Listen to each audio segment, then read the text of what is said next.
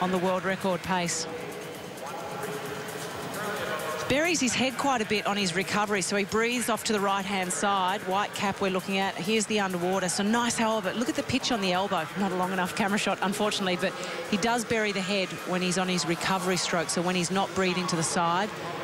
Ah, there you go. Breaks out of just that right-hand side breath and takes a bilateral breath. Goes to the left-hand side to sum up the opposition to see where Ryan Cochrane is. So he's covering his territory. I don't know whether or not that means there's a slight amount of fatigue there. Not looking by how efficient he is and how easy he seems to be doing it. Well, it just seems like Cochrane has to work so hard going back up the pool to try and stay on pace with the 19-year-old from China. Sun Yung leading by half a body length, not a huge margin, but he seems to have Cochrane in hand. It's equivalent to a second, and he's still staying in that between 2 and 3 second mark behind the world record of Grant Hackett. Really relaxed kick as well. You see just every now and again there's a little flurry of feet movement, but otherwise the feet are just dragging along behind him with a really nice balance to help out the arms. When he wants to sprint, those feet will come up and get a lot quicker and really start to go into a 6-beat kick, but just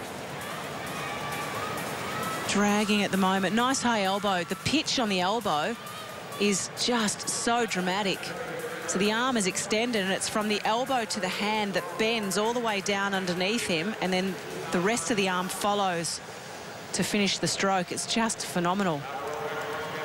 I mean, the amount of work that he would do in the training pool with Dennis Cottrell to be able to race a fast 1500 is somewhere around the 30 hours a week in the water. There's a lot of cross-training that goes on as well these days. So he would be a very fit boy, but also very swimming fit and water fit. He'd be doing anywhere up to 100 kilometres a week in the water for just 1,500 metres. So as they once again head down, we've got another indication of whether he's making any ground up. The 700-metre mark, it's almost out to 3 seconds. So it's starting to get into dangerous territory once it gets beyond that. Yeah, I would agree with that. I mean, it's going to be very hard, given that at the World Championships in Fukuoka, when Grant set this world record, he also had some really good speed in the 400 freestyle, where he came second to Ian Thorpe, and the 800 freestyle, where Ian won and Grant came second. So when Hackey was swimming 14:34, he was a very fast 200 and 400 swimmer. So back they go, and Cochrane is 1.81 seconds adrift of Sun Yung. Johnson still clamouring and clinging on to third place. Back there, the young man, the 20-year-old from the Faroe Islands.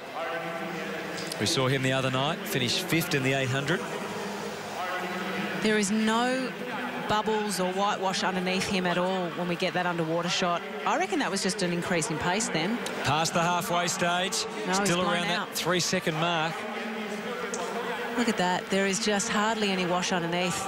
As you see Ryan Cochrane on the other side, as he enters his hand, there's a whole heap of bubbles that follows him down. Cochrane looks like he's sprinting to try and keep some kind of contact with Sun Yung. The other factor, I guess, Nicole, in terms of a record and how much impact this can have is the crowd. Yes. In those closing stages, they'll be lifting the roof off in Shanghai. Yeah, that's for sure. I mean, this guy has a very high profile. As to Liu, the girl that won the 200 fly Olympic Games in 2008. So he's still just sitting on that 29-second, although he's kind of dropped now to 29.2. So there is a slight improvement. But look at the legs. The legs are just dragging. It's almost like he's doing a recovery freestyle. Breeze off to the left-hand side again, just to make sure that he's not miscounting where the other swimmers are around him. It's gone out to 3 seconds now. There's that territory that we were talking about that is dangerous. 3.06 at the 900-metre mark. Swimmers in 1500s often work in 500-metre blocks, 3 times 500, with instructions from their coaches for each of the 500s. There's a good look at the rest of the field. Stretched right out now due to this man's sheer power and endurance. Sun Yung takes them around the 950, so shortly we'll have 500 to go, and I just wonder at what point if he is serious about breaking this world record, he needs to, what sort of range he can catch up in the last 100. Well, he's obviously swimming fast because the other competitors can't keep up with him. I think it's a little bit misleading looking at how efficient his technique is. It makes you think like he's not swimming hard. I'm sure he is swimming hard, given that he's going 29.4, 29.3, 29.2. Now, I think Dennis Cottrell would have said to him, the last 500 metres, really start to work this. Start to pick it up, start to give it something. OK, so they're through the 1,000, less than 500 to go, and it's still just outside a 3-second gap between Sun Yang of China and their world record. But in terms of winning this race, it seems done and dusted. He looks like he really has Ryan Cochrane at bay and comfortably at hand. He swings around one more time. Let's see what the margin is between the two of them.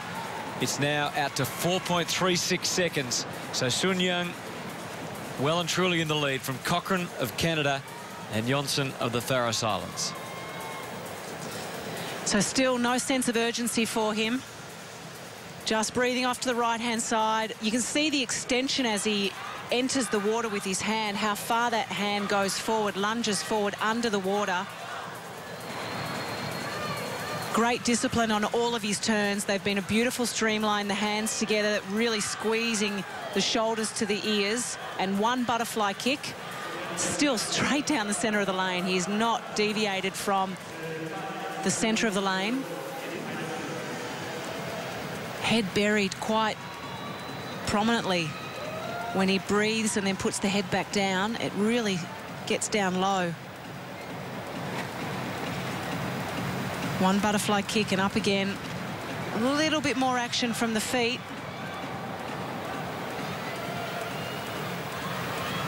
Hackett's last 100 was just on 57 seconds. Okay. So it'll be interesting to see what sort of time Sun Yang, if he's still within striking range, could achieve.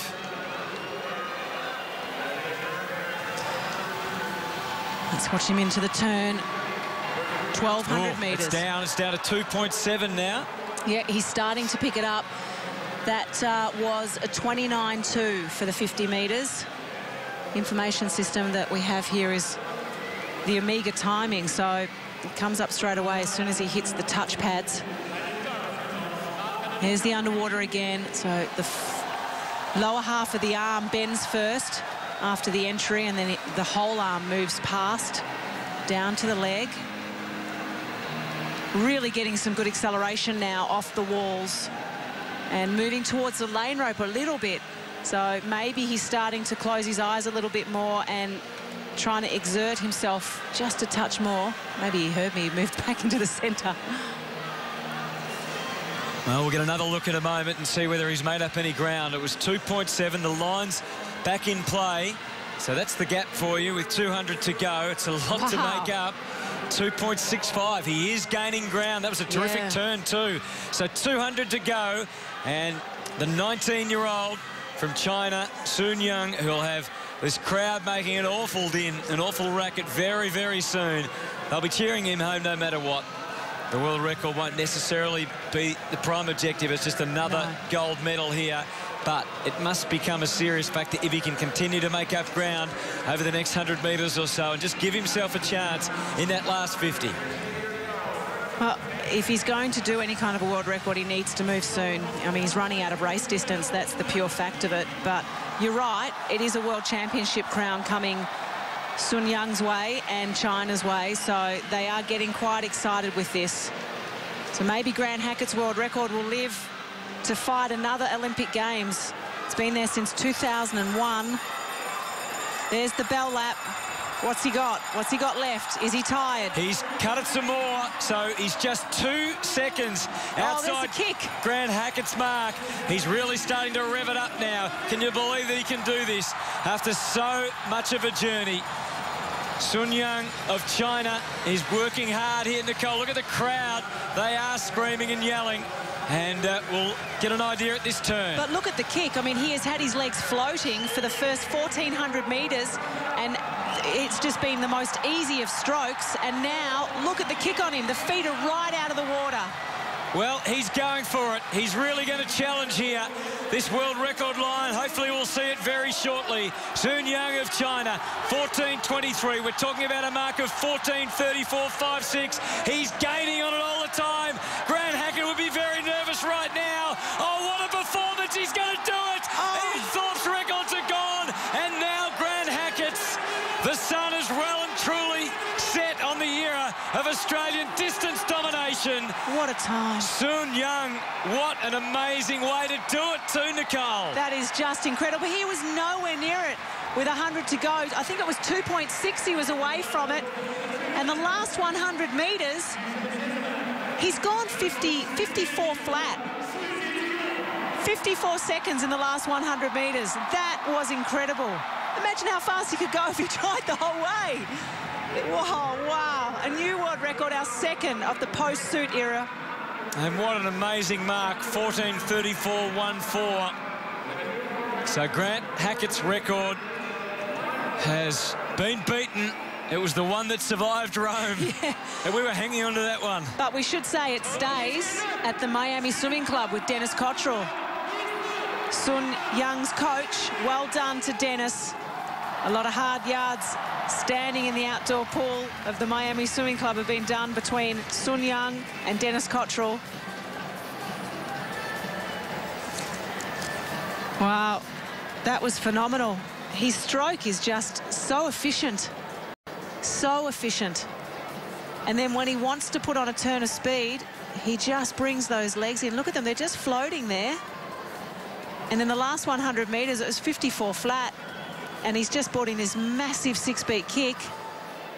And it wasn't even the last 100, it was the last 50. His last 50 metres was 25.9. Oh, that is astonishing. As you said, he had plenty in reserve, didn't he? Well, it seemed that way anyway. Look at that. Oh, maybe the fingernails help him. Just help with the record. Help with the water, with feeling the water. All right, after all that excitement, we'll take a break. Come back, hopefully there's more to come, because the women's 400 IM and Steph Rice will be in action right after this.